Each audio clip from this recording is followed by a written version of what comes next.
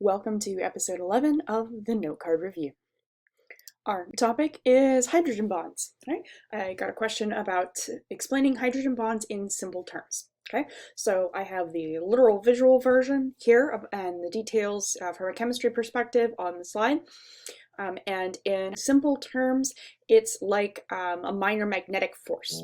Okay, so if you think of full bonds with electron sharing as glue, hydrogen bonds are like magnets where just one small tiny magnet, things are kind of going to stay together. It's not that hard to get apart.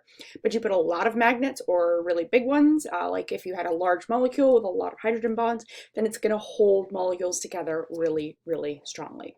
Okay. All right, if we dive into the chemistry here briefly, the mechanics behind why hydrogen bonds exist is about partial charges. Okay, so if you need more review of partial charges and polarity, please review that material separately.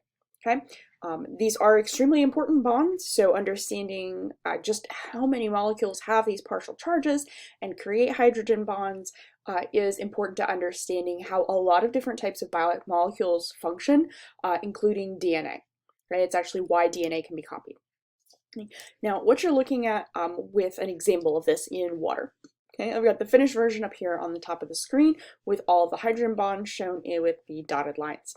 Okay, once you've laid out the polarity and the partial charges for your water molecule, with our partial positives on the hydrogens, partial negative on the oxygen, you can start seeing why these different shapes and connections form if you match up negative and positive partial charges on the molecules. Okay, so here if we're rotating this around until the partial negative charge is attracted like a magnet to the partial positive charge on the other molecule, you can just keep adding water molecules, spinning them around because these are three-dimensional structures, and then adding more water molecules until you can fit the most into an organized amount of space. Okay, now these exact angles and everything are not necessarily intuitive. Okay, being able to do this from scratch, it requires a stronger understanding of biochemistry or organic chemistry. But the basic concept is still the same, okay? Because these are not even organic molecules. This is just a simple H2O.